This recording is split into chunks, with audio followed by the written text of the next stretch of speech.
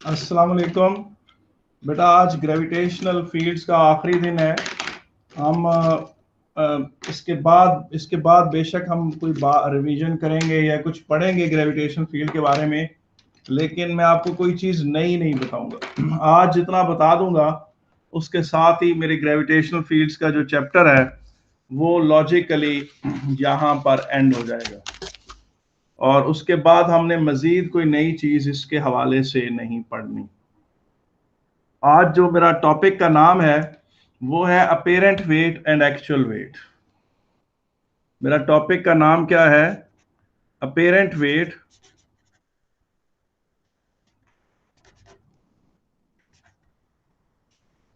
And actual wait.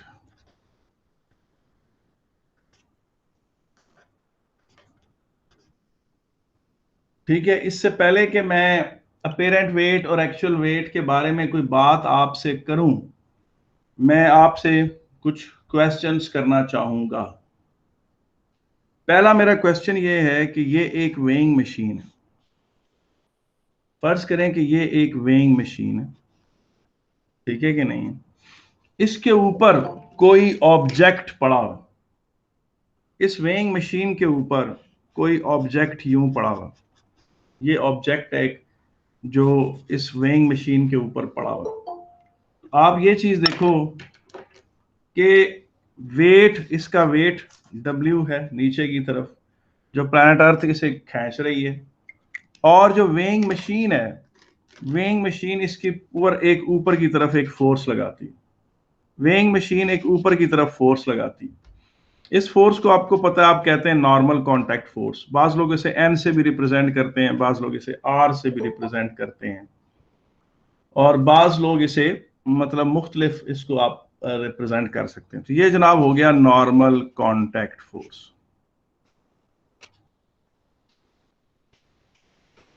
अब आपसे question ये है कि जनाब इन दोनों में से वेट है कौन? बाय डेफिनेशन वेट कौन सा है? क्या W वेट है या R वेट है? बेटा बाय डेफिनेशन इनमें से कौन वेट है? कौन सी चीज जो है वो वेट है? बाय डेफिनेशन इनमें से कौन सी चीज वेट है? जी, जो लोग जिन्होंने अभी ज्वाइन किया है मैं उनको बताता हूं बेटा कि ये एक वेइंग मशीन है। ये एक वेइंग मशीन है।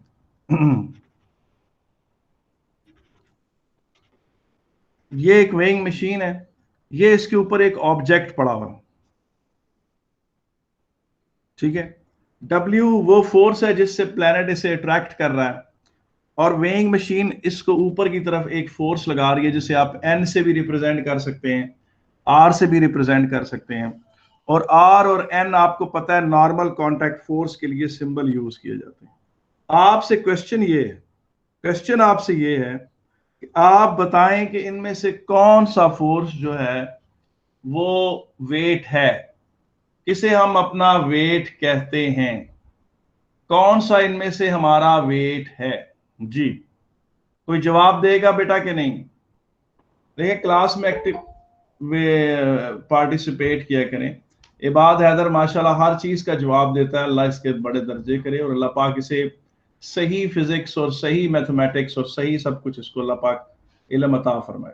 जी, कोई और बंदा बताना चाहेगा? बेटा इनमें से according to the standard physics normal contact force weight है। नॉर्मल कांटेक्ट फोर्स वो है, is the weight, normal contact force is the weight. Normal contact is the weight that you feel. Normal contact force is the weight that you feel.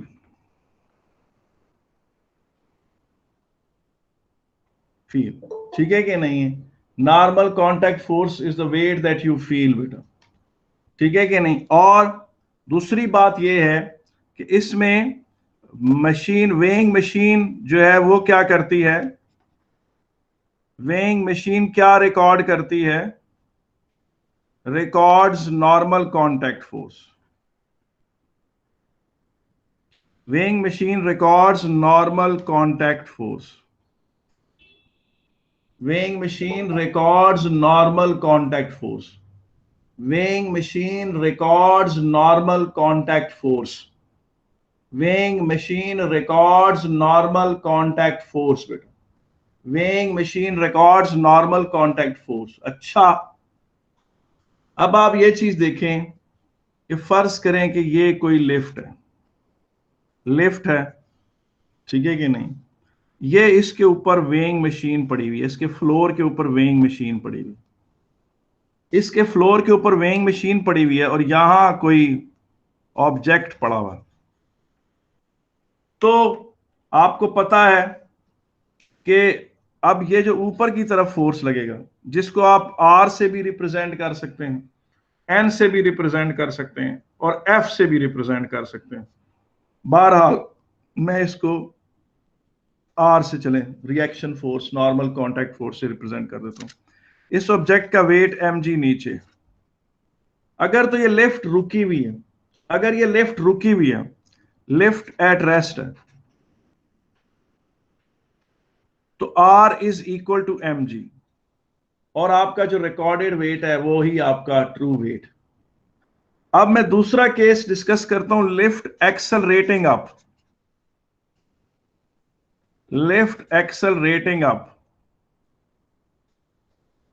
अगर lift accelerate up करे, अगर lift accelerate up करे, are mg से बड़ा होगा, are mg से बड़ा होगा, आर mg से बड़ा होगा तो R minus mg is equal to ma and R is equal to mg plus ma। अब आपका जब लिफ्ट ऊपर की तरफ एक्सेलरेट कर रही है तो मशीन आपका वेट ज्यादा रिकॉर्ड करेगी, मशीन आपका वेट ज्यादा रिकॉर्ड करेगी और आपको फीलिंग भी हैवीनेस की आएगी। अगर आप फर्ज करें कि वो रॉकेट है और यूं वो उसकी फ्यूल बर्न कर रहा है और आप उसके ऊपर यहां कहीं बैठे हुए हैं, उसमें उसके ऊपर चैम्बर में, और ये ऊपर की तरफ एक्सेलरेट कर रहा है, ये ऊपर की तरफ अगर एक्सेलरेट कर रहा है तो और बहुत हैवीली एक्सेलरेट कर रहा है तो आपको बहुत हैवी फीलिंग आएगी, आपको अपना वेट बहुत ज्यादा बड़ा हुआ महसूस होगा, ठीक है कि नहीं? और आपको ऐसे फील होगा जैसे आपका वेट बहुत ज्यादा है। इसी तरीके से एक और केस देखें कि जब लिफ्ट नीचे की तरफ आती है, ये लिफ्ट है और ये वेइंग मशीन इसमें पड़ी हुई है, ये वेइंग मशीन है और वेइंग मशीन के ऊपर वो ऑब्जेक्ट पड़ा हुआ यूं, और ये वेट इसका mg नीचे की तरफ है और नॉर्मल कांटेक्ट फोर्स ऊपर की तरफ। अब अगर ये लिफ्ट नीचे की तरफ एक्सेलरेट करे, अगर ये लिफ्ट नीचे की तरफ एक्सेलरेट करे, यानी नीचे की तरफ इस तरह जाए कि उसकी स्पीड इंक्रीज कर रही हो, तो फिर mg r से बड़ा हो और mg minus r is equal to ma होगा और r is equal to mg minus ma। आपको अगर एक लिफ्ट में है आप और लिफ्ट नीचे की तरफ एक्सेलरेट कर रही है, आपको लाइट सी फीलिंग आएगी, आपका जो रिकॉर्डेड वेट है वो कम होगा, आपका जो रिकॉर्डेड वेट है वो कम होगा। ये बेटा केसेस हैं 3। और चौथा केस ये है कि ये लिफ्ट नीचे गिरना शुरू हो जाए। चौथा केस क्या है कि ये लिफ्ट नीचे गिरना शुरू हो जाए। केस 4 क्या है कि लिफ्ट की केबल टूट गई है और लिफ्ट की केबल टूट गई और लिफ्ट नीचे गिरना शुरू हो गई। जब लिफ्ट नीचे गिरना शुरू होगी तो वेइंग मशीन इसका वेट 0 रिकॉर्ड करेगी। पूछें क्यों? भला भाई वेइंग मशीन भी नीचे जा रही है, ये ऑब्जेक्ट भी नीचे जा रहा है, तो ये इस ऑब्जेक्ट का दिल है कि ये वेइंग मशीन के स्प्रिंगों को, वेइंग मशीन के अंदर जो स्प्रिंग लगे हुए उन्हें कंप्रेस करे, मगर वेइंग मशीन भी तो नीचे जा रही है। अगर ये ऑब्जेक्ट इस वेइंग मशीन के स्प्रिंगों को कंप्रेस करना चाहता है मगर वेइंग मशीन भी साथ नीचे जा रही है, इस सूरत में उसका जो रिकॉर्डेड वेट है वो 0 होगा। इस सूरत में इस ऑब्जेक्ट का जो रिकॉर्डेड वेट है वो 0 होगा, क्योंकि r is equal to mg minus ma होता है नीचे जाते हुए। तो जब ये एक्सेलरेशन भी g के बराबर हो गई तो रिकॉर्डेड वेट 0 हो जाएगा। अगर आपको यकीन ना आए तो आए मैं आपके सामने दो वीडियोस चलाता हूं, ठीक है कि नहीं है। अभी जी ये हैदर हमने ये रेजिस्टेंस को फिलहाल इग्नोर किया हुआ,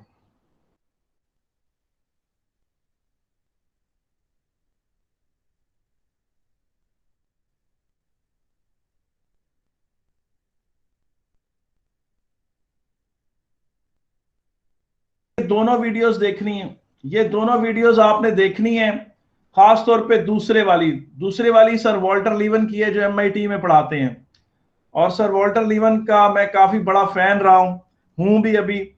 तो आपको याद होगा बीकन हाउस से एक लड़की थी फर्दर मैथ की, सनिया वड़ायच, उसने क्या कहते हैं वो एमआईटी में उसका एडमिशन हुआ था, तो वो वहां गई और उसने सर वॉल्टर लीवन को बताया कि जी मेरे सर इरफान जो है उन्होंने मुझे आपके बारे में इंट्रोड्यूस कराया था और वो बड़े आपके फैन हैं।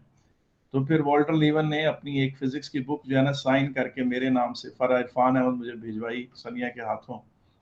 तो वो मेरे लिए एक बड़ी गिफ्ट था। बहरहाल अभी ये वीडियो, पहले आपको दूसरी वीडियो दिखाता हूँ फिर सर वॉल्टर लीवन की वीडियो दिखाता हूँ, देखें जरा आप, सबसे पहले आप देखें जरा ये।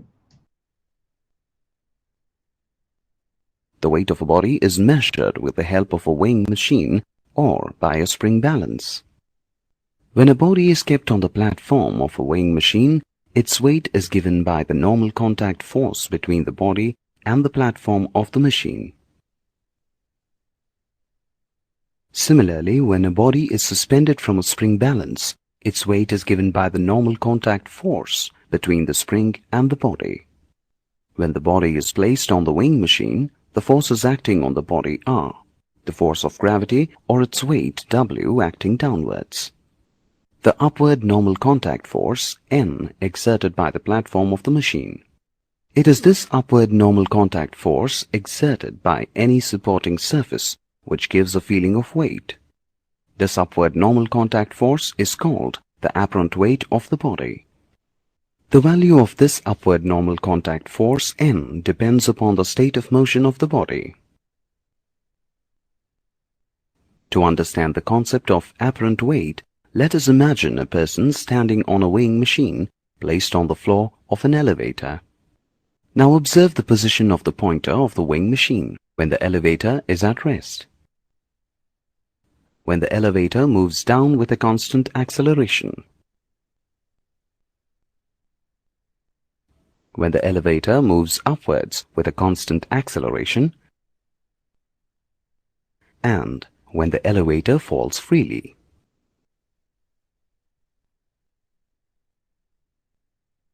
We observe that the apparent weight registered by the machine is equal to the true weight of the body, less than the true weight of the body,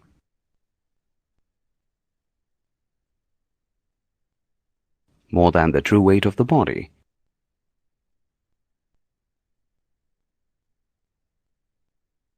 and equal to 0.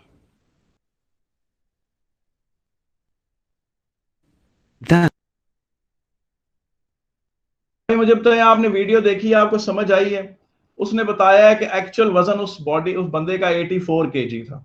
तो जब वो नीचे की तरफ एक्सेलरेट कर रहा था तो वेइंग मशीन 80 केजी रजिस्टर कर रही थी, 4 केजी कम। और जब वो ऊपर की तरफ एक्सेलरेट कर रहा था तो वो 4 केजी ज्यादा 88 केजी रजिस्टर कर रही थी। और जब वो नीचे क्या कहते हैं नीचे फ्री फॉल था तो उसने 0 रजिस्टर कर रही थी। ये 3-4 बातें जो मैंने लेक्चर के स्टार्ट में कही है वही। आए अब जरा सर वॉल्टर लीवन की बातें सुनते हैं अभी आपके सामने। अच्छा, इबाद हैदर ने क्वेश्चन किया है कि टर्मिनल वेलोसिटी पे क्या होगा। टर्मिनल वेलोसिटी पे बेटा ट्रू वेट ही रजिस्टर होगा। टर्मिनल वेलोसिटी पे ट्रू वेट ही रजिस्टर होगा। ट्रू वेट वो एक्सेलरेशन में नहीं आता। ठीक है, आपके सवाल का जवाब ये। अब आगे देखें, मेरा दिल है मैं सर वॉल्टर लीवन की लेक्चर को बीच में रोकूं, बार अभी दिखाते हैं आपको, तब उस बीच में रोक रोक के मैं साथ बात करूंगा आपसे। चलिए इसमें बिल्कुल शुरू नहीं, पीछे चलिए, शुरू बिल्कुल शुरू, बिल्कुल शुरू, कोई बात नहीं, सुनने दो। So far, in these lectures, we've talked about mass, about acceleration, and about forces, but we never used the word weight. And weight is a very non-intuitive and a very tricky thing, which is the entire subject of today's lecture. What is weight? Here you stand on a bathroom scale. Gravity is acting upon you. Force is mg. Your mass is m. The bathroom scale is pushing on you with the force F scale. And that F scale, which in this case, if the system is not being accelerated, is the same as mg, that force from the bathroom scale on you we define as weight.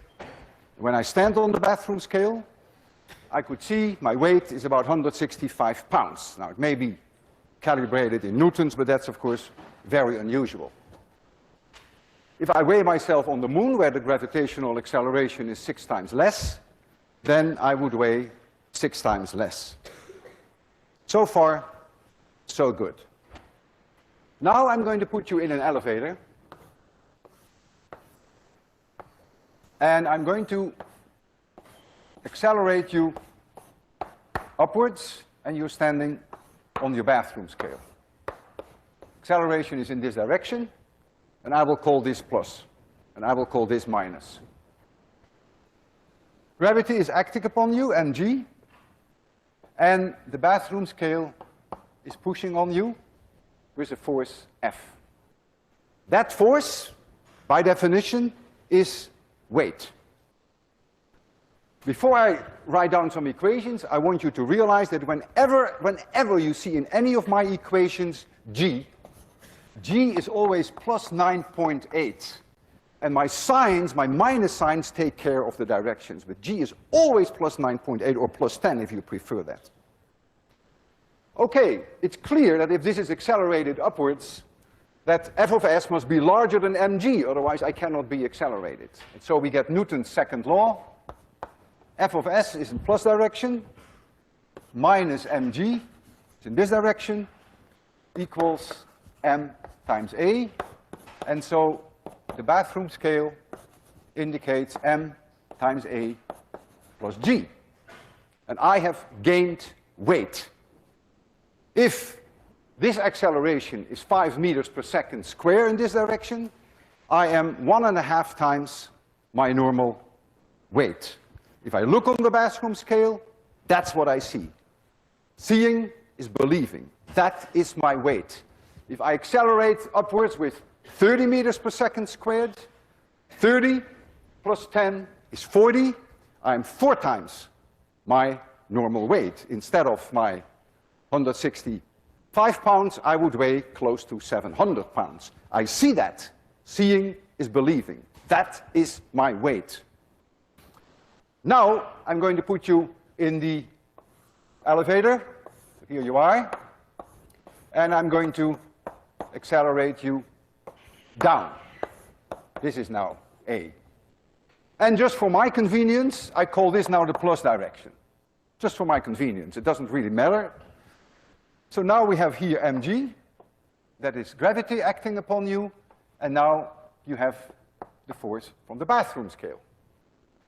Clearly, mg must be larger than fc, f of s, otherwise you couldn't go being accelerated downwards. So if now we write down Newton's second law, then we get mg minus f of s must be m times a. This holds for acceleration down, and so I get f of s equals m times g minus a.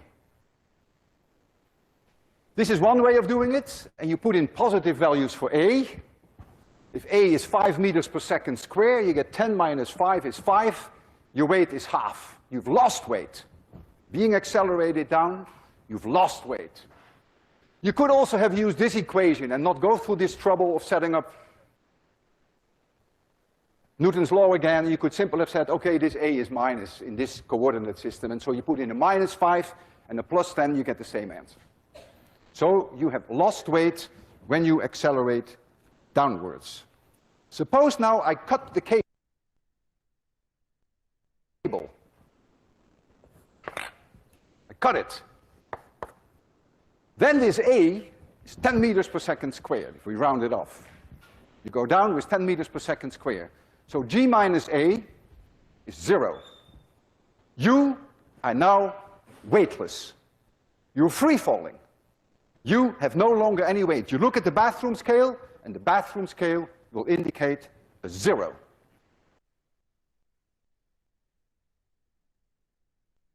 आप लोगों को ये समझ आया जो sir ने भी explain किया, सर वॉल्टर लीवन ने? बेटा कोई मसला तो नहीं यहां तक? अगर आप देखें तो हम यही बात मैंने भी कही, फिर वो दूसरी वीडियो में भी यही बात थी, और अभी सर वॉल्टर लीवन की वीडियो में भी यही बात थी। मैं आपको सर वॉल्टर लीवन के इसी लेक्चर को आगे लेके जा रहा हूं, और मैं 36.09 सेकंड पे पॉज करने की कोशिश करूंगा। अगर मैं पॉज ना कर सका तो वो मेरे से मुश्किल हो जाएगी, लेकिन आपने यही लेक्चर 7 MIT का लेक्चर नंबर 7 है 8.01 सर वॉल्टर लीवन का, इसको देखना है यूट्यूब पे, और 36.09 सेकंड्स पे पॉज करना है आपने। तो आप देखेंगे, अब देखें वो डेमो देते हैं। अब जरा चलाएं दोबारा वहां से 34 मिनट्स।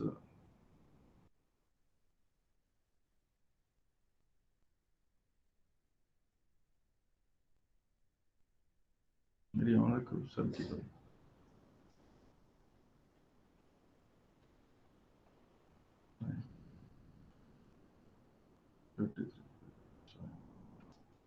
अच्छा बेटा अब देखें, वहां से जो पेन तुम लाती वो भी ले लो।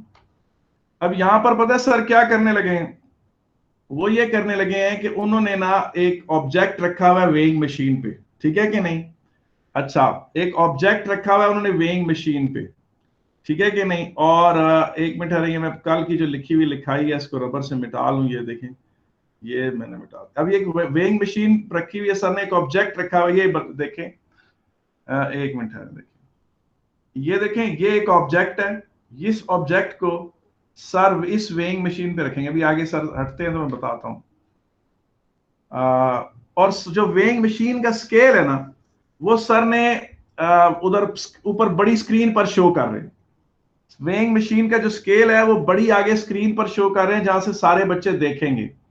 और अब सर क्या करने लगे, ये देखिए मैं आपको बताता हूं। मैंने सर की आवाज ऑफ की हुई और अपनी ऑन की हुई है, मैं आपको दिखाता हूँ। देखें, ये इन्होंने एक अभी थोड़ी देर में ये आगे ऑब्जेक्ट उठाते हैं यहाँ, बल्कि ये देखें, ये एक ऑब्जेक्ट है, ये सर ने अपने हाथ में पकड़ा हुआ है। ये सर ने इसे उठाकर वेइंग मशीन पे रख दिया, ये वेइंग मशीन पे रख दिया, और वेइंग मशीन का जो डिजिटल जो भी स्केल है वो यहाँ रीड कर रहा है। और नोट करें कि ये जगह 0 ये है, इधर देखें इस वेइंग मशीन पे एरो लेकर आए, ये जो लाइन नहीं आ रही यहाँ पर, ये जगह ये 0 लाइन ये आ रही है पूरी यहाँ तक, यानी इसका मतलब ऑलरेडी ये जगह देखिए मैंने जो मार्क किया ना, ये 0 है। और इस वक्त नीडल किधर पॉइंट कर रही है? रफली कोई 14 पाउंड्स के ऊपर यहाँ रिकॉर्ड कर रही है। ये 14 पाउंड्स है, 45 नहीं 14 पाउंड्स, 14 पॉइंट समथिंग पाउंड्स, ठीक है कि नहीं? ये सर ने भी दिखाया, ये स्केल पूरी क्लास देख रही है। अब आगे देखिए जरा, वीडियो में चलें जरा। अब देखें सर जो है, इसको मिटा दें सारे को, ये जो है ये जो लाइनें पहले हम लगा देते हैं ना, वो उस पर रिकॉर्ड हो जाती हैं, वो मिटानी पड़ती हैं। ये देखें, ये सारी लाइनें हम मिटा रहे हैं ताकि अब आपको याद रहे कि ये इस तरह से, ठीक है कि नहीं? और ये भी चीज हमने मिटा दी, ठीक है जी। अब आगे देखिए जनाब, उधर वापस चलते हैं। ये अभी सर ने पता है क्या किया? अब इस ऑब्जेक्ट को सर ने वेइंग मशीन के साथ बांध दिया है। इस ऑब्जेक्ट को सर ने वेइंग मशीन के साथ बांध दिया है। अब वो क्या करेंगे? अच्छा, आपको पता है मैंने पेपर 5 में आपको बताया था बकेट विद फॉर्म, तो ये होती है बकेट विद फॉर्म। जब भी कोई चीज ऊपर से गिराई जाती है तो नीचे हमेशा बकेट विद फॉर्म रखी जाती है, ताकि कोई चीज नीचे गिरे तो डिस्ट्रॉय ना हो। आपको याद है मैंने पेपर 5 में आपको बकेट विद फॉर्म भी बताया था। तो ये सर वॉल्टर लीवन ने बकेट विद फॉर्म शो की, और वो देखें, वो स्क्रीन का जो वेइंग मशीन का स्केल है वो पूरी क्लास देख रही है सामने, और आपको पता है उसका 0 किधर था। अब सर इसको जो है वो करेंगे, ऊपर खड़े हो गए, देखें सर खड़े हो गए ऊपर, यहां से उन्होंने वो वेइंग मशीन उठा ली, उसके ऊपर एक ऑब्जेक्ट पड़ा हुआ है, इसे वो नीचे फेंकेंगे, और आपने देखा है नीडल जो है वो 0 की तरफ वापस आएगी। जब ये बॉडी फ्री फॉल करेगी तो नीडल वापस आएगी। ये इवेंट एग्जैक्टली 36.09 सेकंड पर होता है। मैं कोशिश करूंगा उस जगह पॉज करने की, अगर मेरे से पॉज हो गया तो, अगर ना हुआ आई अपोलोजाइज, लेकिन आप गौर से देखिएगा। 36.09 सेकंड पर बिल्कुल नीडल वापस अपने इनिशियल की तरफ आएगी और सर जो है ये देखें खड़े हुए हैं, ऊपर से वो ऑब्जेक्ट गिराएंगे, बकेट विद फोम पे नीचे जाके गिरेगा और वो नीडल सारी क्लास देख रही है। नीडल बहुत डिम है और मैं कोशिश करता हूँ, देखें 36.09 सेकंड पर, हाँ यहाँ देखें लकीली हम ये 36.09 पे पॉज करें। अब अगर आप गौर से देखें तो नीडल जो है वो बहुत उसकी डिम मूवमेंट हुई है, नीडल जो है वो यहां आ चुकी है, ये इस जगह पर आई हुई है। अगर आप देखें तो बहुत डिम है, मगर आप ओरिजिनल वीडियो में जाके देखें आपको नजर आएगा कि नीडल यहां वापस आई है और साथ उसके ये देखें बार के थ्रू भी दिखाया सर ने कि ये नीचे आ चुकी है नीडल। और फिर जब वो फोम से टकराती है तो दोबारा उसका वेट वापस आ जाता है और फिर नीडल वापस अपनी ओरिजिनल चीज पे चली गई है वापस। तो ये जो है ना देखने के काबिल है ये पूरा लेक्चर सर का, सर ने बहुत अच्छा एक्सप्लेन किया है। तो ये आपने अब देख लेना अपेरेंट वेट और एक्चुअल वेट। आए जी, अब आप कहेंगे सर आपने ये आज क्या कहानी शुरू कर दी, आप तो ग्रेविटेशन पढ़ा रहे थे तो आप इधर किधर चले गए। तो आए जी अब हम इसको देखते हैं कि हम इसे ग्रेविटेशन से हमारा क्या ताल्लुक है। आपको पता है जो असाइनमेंट आपको दी गई थी उसका क्वेश्चन नंबर 5 मैंने नहीं करवाया था। क्वेश्चन नंबर 5 अभी मैं थोड़ी देर बाद करूंगा, मैं इसे एक्सप्लेन करूंगा। आप देखें क्वेश्चन नंबर 5 के ऊपर एक नाम लिखा हुआ है अपेरेंट वेट और एक्चुअल वेट, ये अभी मैं नहीं कराऊंगा, वापस आप जरा इधर आ जाए देखें जी। अब मेरी बातें सुने कि जो जी सैयद इबाद हैदर ने क्वेश्चन किया है कि क्या स्काई डाइविंग में हम वेटलेस होते हैं। बेटा according to the standard definition of physics when you are accelerating towards planet earth with an acceleration g you are weightless. According to the standard definition of physics, when you are accelerating towards earth with an acceleration g you are weightless. एक दफा paper में ये पहले question भी आया हुआ है Cambridge में ना, 80s में मैंने वो क्वेश्चन देखा था। तो उसमें क्वेश्चन ये था जी कि 5 उन्होंने सिचुएशंस बताई थी कि इनमें से कौन सी वेटलेस है। तो उसमें उन्होंने कोई कहा जी रॉकेट गोइंग दिस वे, फिर कोई और जी स्पेस शटल इधर मूव कर रही है। ऑप्शन डी में था जी कि फलां रॉकेट ऐसे जा रहा है, ऑप्शन ई थी कि ये इधर जा रहा है। बीच में एक सी ऑप्शन थी कि high jumper clearing the bar of high jump. तो अब वो जो हाई जंपर जब बार ऑफ हाई जंप क्लियर करता है तो उस वक्त वो प्रोजेक्टाइल पाथ ले रहा होता है और प्रोजेक्टाइल पाथ में एक्सेलरेशन नीचे की तरफ 9.8 थी। तो वो ऑप्शन सी करेक्ट थी कि जनाब जो प्रोजेक्टाइल मोशन कर रहा है और एक्सेलरेशन जी है, तो anything which is falling towards earth with an acceleration g is weightless according to the standard definition of physics. बाकी सब ऐसी ही बातें हैं, ठीक है ना। तो जो बहुत ऊपर से स्काई जंपिंग करते हैं, जो कि जब तक उन पर एयर रेजिस्टेंस का इफेक्ट नहीं लग रहा होता तब तक वो होते हैं, तब तक वो क्या कहते हैं वेटलेस होते हैं। जब तक उन पर उनकी एक्सेलरेशन 9.8 है तब तक वो वेटलेस हैं। अब आगे आ जाएं जनाब, क्या आप कहें सर ये आपने आज वेटलेस की कहानी शुरू क्यों की, ग्रेविटेशन से इसका तल्लक क्या है। तो आए जनाब वो देखते हैं। अच्छा अब आपको पता है प्लैनेट 2 तरह की रोटेशन करता है, पता ना आपको। ये अर्थ सन है, सन के गिर्द अर्थ यूं यूं घूम रही है, ये अर्थ है। मगर अर्थ अपने एक्सिस के गिर्द भी तो घूम रही है, और अर्थ अपने एक्सिस के गिर्द जो घूम रही है उसे स्पिनिंग कहते हैं। तो earth is spinning about it's on axis of rotation, ठीक है कि नहीं। उस स्पिनिंग का हमारे ऊपर क्या फर्क पड़ता है, आए देखें उस स्पिनिंग का हमारे ऊपर क्या फर्क पड़ता है। ये देखें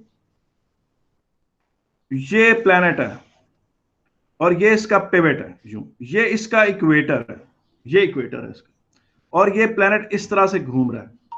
अब यहां पर एक ऑब्जेक्ट है, इसका मतलब है मैं अभी जितनी भी बातें कर रहा हूं वो फिलहाल इक्वेटर को पॉइंट ऑफ व्यू रख के कर रहा हूं, इक्वेटर के को ज़हन में रख के कर रहा हूं।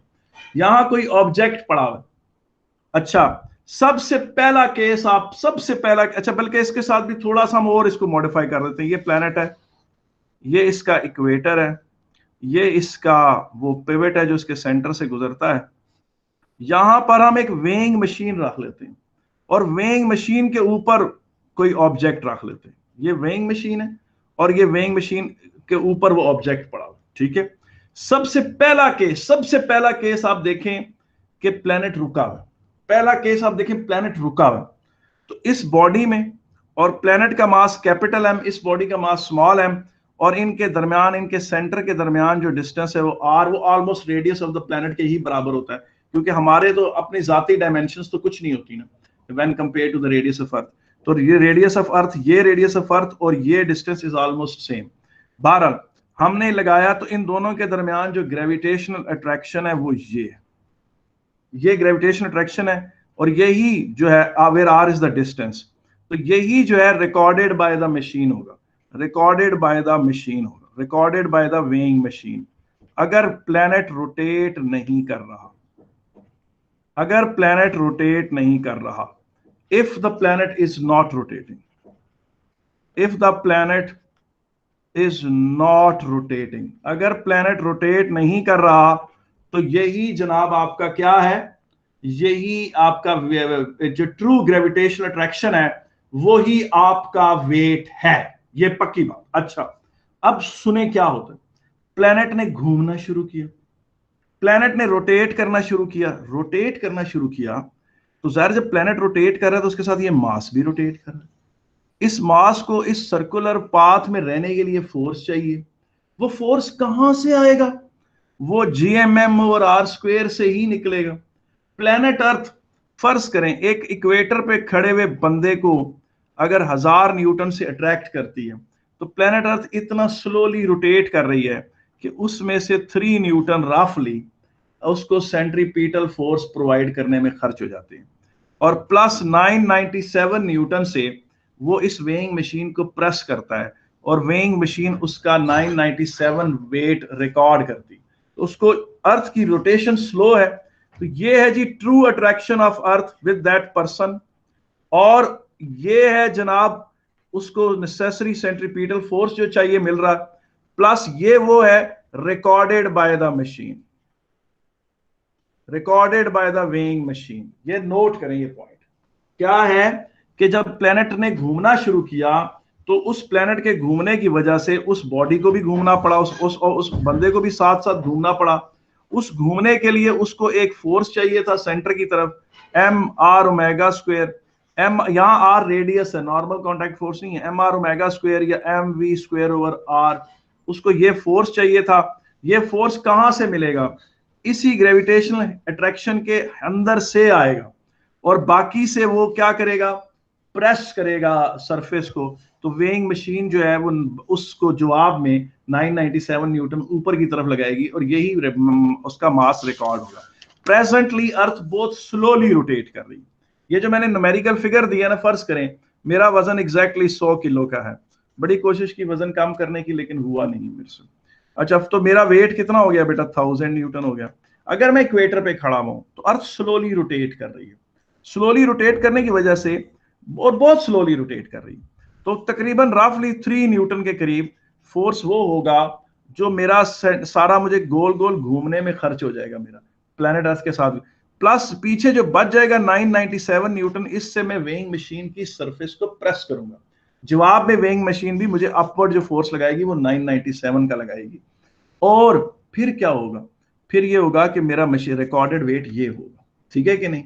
और अर्थ अगर तेज घूमना शुरू कर दे, फर्ज करें अगर अर्थ की रोटेशन तेज हो जाए, तो मेरा जो वेट है मुझे ये फिगर बढ़ जाएगी, लेट्स से ये फिगर 500 हो गई है, और मेरा फिर वेट जो रिकॉर्ड करेगी मशीन वो 500 न्यूटन होगा। मुझे बड़ी लाइट सी फीलिंग आना शुरू हो जाएगी, मुझे वाकई फील होगा कि मेरा वजन कम हो गया है, मैं कहूंगा मैं तो बड़ा हल्का फुल्का महसूस कर रहा हूँ। और अगर प्लेनेट अर्थ और तेज हो जाए, बहुत तेज हो जाए, तो प्लेनेट अर्थ के तेज होने से, उसकी स्पिन के तेज होने से ये वेट 3 न्यूटन से जंप मारता हुआ मुमकिन है 900 न्यूटन तक चला जाए, और मैं सिर्फ 100 न्यूटन से प्लेनेट अर्थ को प्रेस कर रहा हूँ उसकी सरफेस को। जवाब में प्लेनेट अर्थ भी मुझे 100 न्यूटन का फोर्स लगाएगी, और मेरी फीलिंग भी 100 न्यूटन जैसी होगी। जिस तरह अभी सर वॉल्टर लीवन कह रहे थे ना, फीलिंग और सीइंग इज बिलीविंग, जो आपको नजर आ रहा है वही आपका आपकी फीलिंग है, वही ट्रू है। तो आपको 100 न्यूटन की ही फीलिंग आएगी। और अगर प्लेनेट अर्थ बहुत तेज हो जाए, इतनी तेज हो जाए कि ये आपका 1000 न्यूटन आपको सेंट्रीपिटल फोर्स में कन्वर्ट हो जाए, तो आपका अपेरेंट वेट 0 हो जाएगा, जो आपको फील हो रहा है वो 0 हो जाएगा। आप फ्लोट करना शुरू हो जाए, आप अपने कमरों में फ्लोट करना शुरू हो जाए। आप अपने कमरे में से निकलकर आपने किचन की तरफ जाना है, तो आप हवा में से फ्लोट करते हुए जाएंगे, जिस तरह सैटेलाइट्स में होता है। आपको पता ना, सैटेलाइट जब जिस जगह पर उड़ रहा होता है, तो उस जगह सैटेलाइट जो होता है वो पूरी ग्रेविटेशनल अट्रैक्शन को फुल इस्तेमाल कर रहा होता है, सेंट्रीपिटल फोर्स में कन्वर्ट कर रहा होता है। उसके पास यहाँ पर प्लस कोई साइड पे कोई और फोर्स नहीं होता। उसका सारे का सारा ग्रेविटेशनल फोर्स उसको नेसेसरी सेंट्रीपिटल फोर्स प्रोवाइड करने में खर्च हो रहा होता है, क्योंकि उसने स्पीड इतनी तेज रखी होती है अपनी। लेकिन अगर प्लेनेट अर्थ की स्पीड ऑफ रोटेशन इतनी तेज हो जाए, इतनी तेज हो जाए, जरा गैस करें कितनी बनती है। आजमेर द ग्रेट, तुम जरा थोड़ी सी कैलकुलेशंस तो करो ना जरा।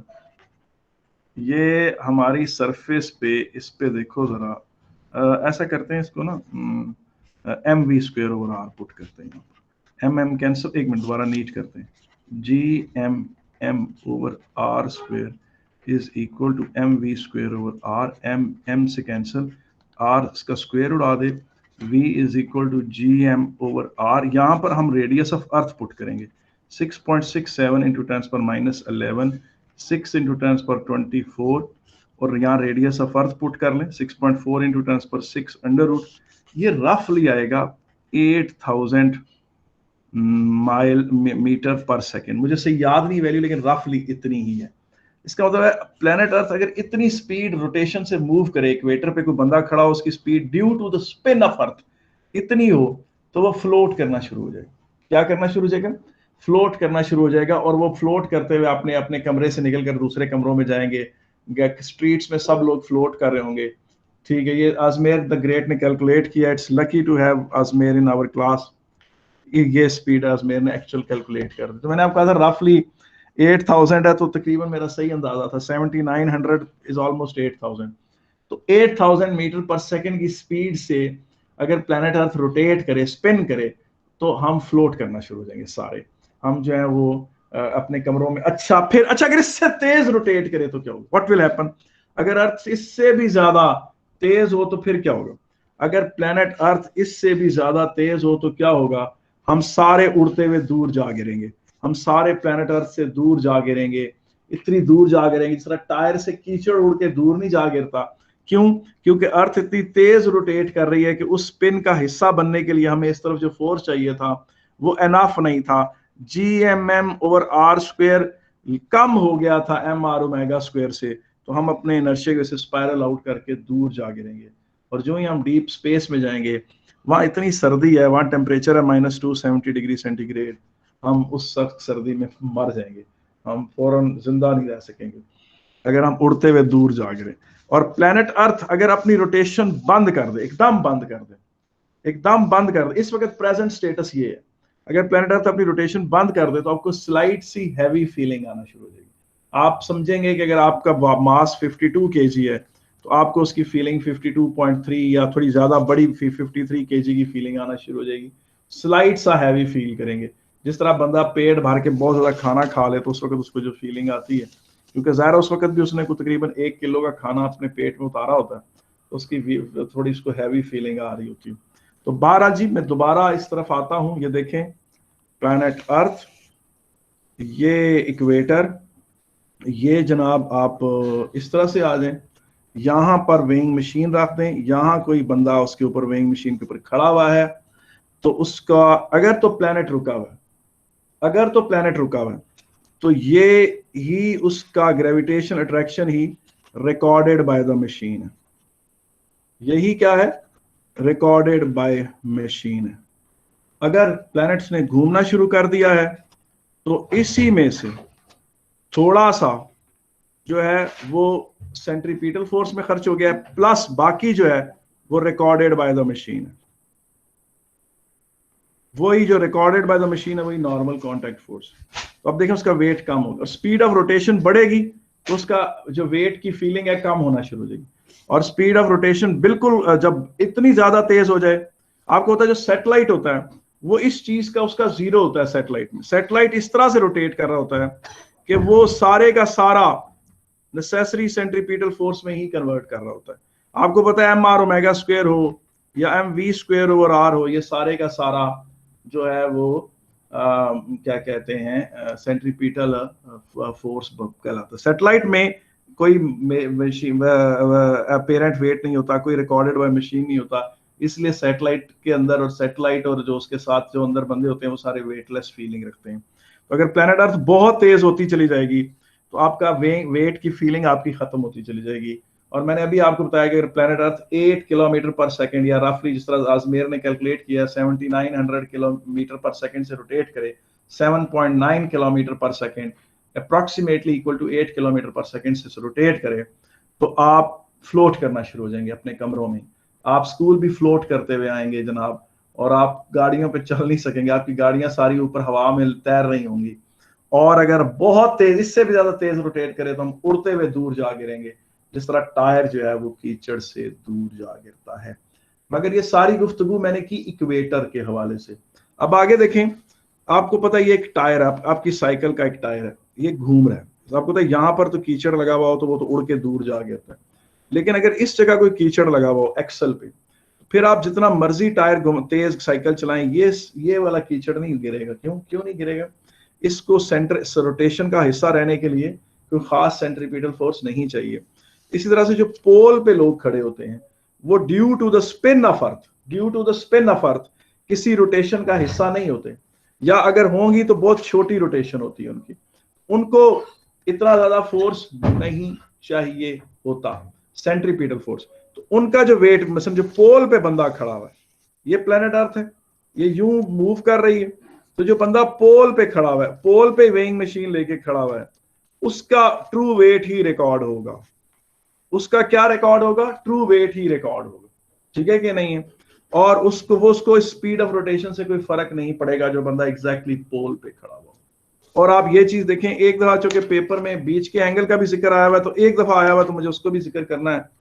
अब देखें इस तरह से इधर है, अब यहां कोई बंदा खड़ा है तो वो यूं घूम रहा है, ऐसे घूम रहा है। तो अब देखें उसको जो प्लेनेट अर्थ अट्रैक्ट कर रही है, प्लेनेट अर्थ जो अट्रैक्ट कर रही है वो इस तरफ अट्रैक्ट कर रही है, इस तरफ अट्रैक्ट कर रही है, ये उसकी ट्रू अट्रैक्शन है, GMM/r²। इसमें से एक बहुत छोटा सा कंपोनेंट इस तरफ जा रहा है सेंट्रीपिटल फोर्स प्रोवाइड करने में। ठीक है कि नहीं है? और जो बाकी बच गया है, जो बाकी है, जिसको मैं ब्लैक से शो करता हूं, ये उसका अपेरेंट वेट बन जाएगा, ये उसका अपेरेंट वेट होगा। मैं इसको डिस्कशन को नहीं लाना चाहता था क्लास में, थोड़ा सा मुश्किल हो जाता है, लेकिन ये चीज है पेपर में, चूंकि एक मार्किंग स्कीम में इसका जिक्र है कि जनाब as we move from equator to the pole the angle between the apparent centripetal force and gravitational force does not remain zero, it starts increasing and it becomes 90 degree over here। क्योंकि 90 degree इस तरह से कि जब आप बिल्कुल पोल के साथ जरा सा हट के खड़े होते हैं, उस जगह ये आपका ग्रेविटेशनल अट्रैक्शन होती है और आपका सेंट्रीपिटल फोर्स इस तरफ को लग रहा है। अगर छोटा सा सर्कल आप यूं मूव कर रहे हैं mr², तो आपका फिर अपेरेंट वेट जो है वो यहाँ पर ऐसे आएगा, छोटा सा यूं आएगा। तो इतना बर खैर वहां पर ये वाला इफेक्ट ऑलमोस्ट बहुत जीरो हो जाता है, खत्म हो जाता है, ये दोनों तकरीबन पैरेलल हो जाते हैं। ये चीजें थी बेटा। यहाँ पर मेरा लेक्चर जो है अपेरेंट वेट और एक्चुअल वेट का खत्म होता है, और इसके साथ ग्रेविटेशनल अट्रैक्शन से रिलेटेड सारा लेक्चर खत्म होता है। अगर अब मैंने सुने ग्रेविटेशनल फील्ड का कोई भी लेक्चर और लिया तो या तो मैं पास पेपर्स करवा रहा हूँगा, या अगर मैं कोई बात करूंगा तो वो पुरानी बातों से लिंक्ड होगी। मैं कोई नई बात नहीं करूंगा आपसे, आप देखेंगे कि कोई नए बात नहीं आएगी, अब वही बातें पुरानी होंगी, उन्हीं को ही वेट कर। आए जरा ये क्वेश्चन 5 कर लेते हैं और इसके साथ ही हम आज का लेक्चर खत्म करते हैं। ये क्वेश्चन जरा देख लें एक दफा, इस क्वेश्चन को जरा देख लें एक नजर में। ये देखें जनाब, ये आपके सामने, द अर्थ में be considered to a uniform sphere of this with its mass this concentrated at its center. The earth spins on its axis with a period of 24.0 hours. A stone of mass 2.5 kg rests on earth's surface at equator. Calculate using Newton's law of gravitation the gravitational force on stone. Determine the force required to maintain the stone in its circular path. The stone is now hung from a Newton meter. Use your answers in 1 to determine the reading on meter, giving your answer to 3 significant figure। बेटा ये लाएं जरा जनाब, इस question को देख लेते हैं, खोलें। ये देखें, सबसे पहले तो GMM/r², वैल्यूज पुट करें। 6.67 इंटू 10⁻11। प्लैनेट अर्थ का मास 5.98 इंटू 10⁻24। उस बॉडी का मास जो है वो है जी 2.5 kg, और डिस्टेंस उनके दरमियान क्या होगा? ऑलमोस्ट रेडियस ऑफ अर्थ के बराबर होगा। 6.37 इंटू 10⁻3 लिखा हुआ था किलोमीटर में, मैं 6 कर दूंगा ताकि मीटर में हो। तो जनाब ये कैलकुलेशन की तो ये आंसर आया। ठीक है, ये आंसर आ गया, उसका ट्रू एक्चुअल ग्रेविटेशनल अट्रैक्शन थी।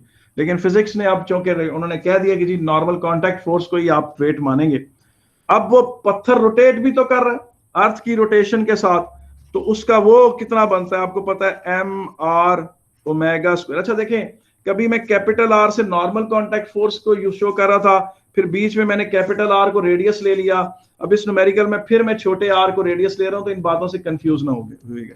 M R omega square, M R omega square में M R over 2 pi over capital T put कर दें, ये बन जाता है 4 pi square M R over T square.